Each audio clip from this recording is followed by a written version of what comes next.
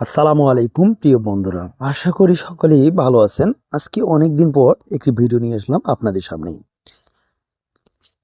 প্রাথমিক সহকারী শিক্ষক নিয়োগ পরীক্ষা আগামী 2রা জানুয়ারি 2026 সালে সকাল 10টায় অনুষ্ঠিত হবে। পরীক্ষা মূলত হবে আপনাদের 90 নম্বরের। মূলত 90টি এমসিকিউ থাকবে। প্রতিটি এমসিকিউর জন্য থাকবে বরাদ্দ 1 নম্বর, এবং ভুল করলে কিন্তু আপনার মাইনাস নম্বর, অর্থাৎ আপনার মূল যে নম্বরটি থাকবে সে নম্বর থেকে কিন্তু মাইনাস হয়ে যাবে। এবং সময় থাকবে আপনার 90 মিনিট। এরপর যারা প্রিলিমিনারি পরীক্ষায় উত্তীর্ণ হবেন তারা কিন্তু 10 নম্বরের ভাইভা পরীক্ষায় অংশগ্রহণ করার জন্য নির্দিষ্ট ডেট দিবে। ডিপির মাধ্যমে আপনারা সেটি পেয়ে যাবেন। প্রিয় বন্ধুরা, যারা প্রাইমারির প্রস্তুতি নিতে ইচ্ছুক বা মডেল টেস্টে দিতে ইচ্ছুক তারা কমেন্টে দেওয়া লিঙ্কে জয়েন করুন। সপ্তম গণবিজ্ঞপ্তি কবে, যা বললেন এনটিআরসি চেয়ারম্যান।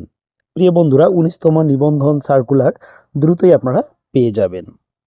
বেসরকারি শিক্ষা প্রতিষ্ঠানে শিক্ষক নিয়োগের সপ্তম গণবিজ্ঞপ্তি প্রকাশের অনুমতি চেয়ে শিক্ষা মন্ত্রণালয়ে চিঠি পাঠানো হয়েছে। এছাড়া প্রাপ্ত শূন্যপদের তথ্য যাচাই করতে অধিদপ্তরগুলোতেও চিঠি পাঠানো হয়েছে। মন্ত্রণালয়ের অনুমতি এবং অধিদপ্তরের তথ্য যাচাই হলে সপ্তম গণবিজ্ঞপ্তি প্রকাশ করা হবে। দ্য ডেইলি ক্যাম্পাসের সাথে আলাপকালে এসব কথা বলেন বেসরকারি শিক্ষক নিবন্ধন ও প্রত্যয়ন কর্তৃপক্ষের এনটিআরসি এর chairman Mohammad Aminul Islam. NTRC chairman বলেন, সপ্তম গণবিজ্ঞপ্তি প্রকাশের সব প্রস্তুতি প্রায় সম্পন্ন হয়েছে।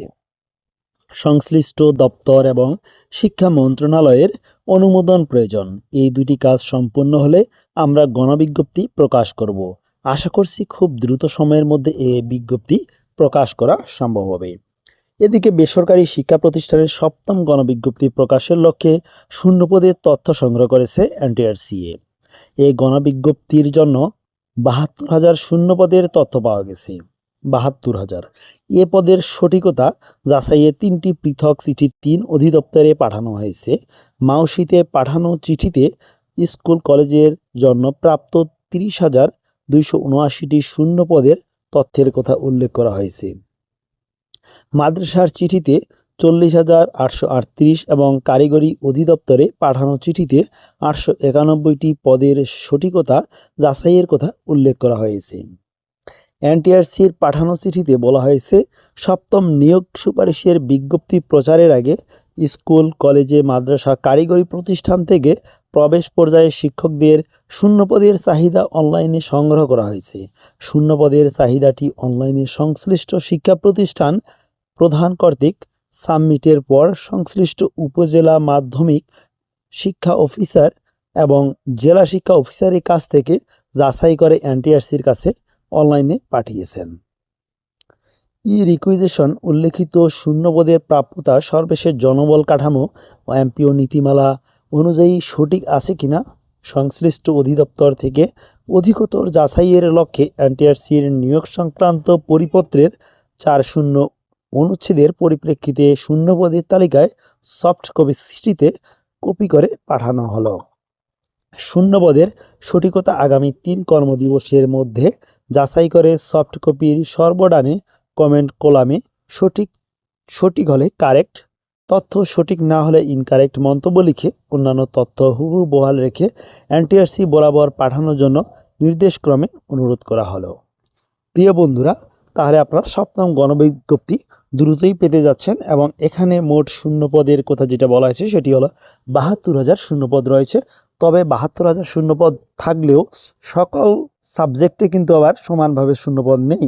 দেখবেন বাংলাতে আপনার শূন্যপদ রয়েছে 300টি, কিন্তু সেখানে অলরেডি পরীক্ষার্থী বা সনদধারী রয়েছে আপনার 700+, বা অঙ্কে রয়েছে বা ইংরেজিতে রয়েছে ধরুন 200 শূন্যপদ, সেখানে সনদধারী রয়েছে 500+। আবার কিছু কিছু সাবজেক্টে সনদধারী রয়েছে হয়তো বা 10 জন বা 100 জন, সেখানে শূন্যপদ রয়েছে 8,000 9,000। সেজন্য খুশি হওয়ার কোনো কারণ নেই যে আপনার সনদ থাকলেই যে আপনি নিয়োগ পাবেন, এরকম কিছু না। যাদের মার্কস ভালো আছে তারা নিয়োগ পেতে পারেন। এছাড়া অবশ্যই আপনাদের চয়েস লিস্টটা খুবই গুরুত্বপূর্ণ। এটা আগেও বলেছি যে চয়েস লিস্টের উপর ভিত্তি করে অনেকে 40 নম্বরও চাকরি পাবে, আবার অনেকে 50 পেয়েও পাবে না। সেটা আপনারা দেখেছেন অলরেডি যে চূড়ান্ত নিয়োগে কিন্তু অনেকে 40-41 পেয়েও কিন্তু বাংলা সাবজেক্ট থেকে চাকরি হয়ে গেছে। অনেকের 50-52 ছিল, 55 ছিল, তারপর কিন্তু চাকরি পায়নি। কেন পায়নি সে সম্পর্কে অনেক ভিডিও দিয়েছি, সেগুলো দেখে নিন। আর অবশ্যই চ্যানেলটি সাবস্ক্রাইব করবেন এবং পেজটিতে ফলো দিবেন। আসসালামু আলাইকুম ওয়া রাহমাতুল্লাহি ওয়া বারাকাতুহু।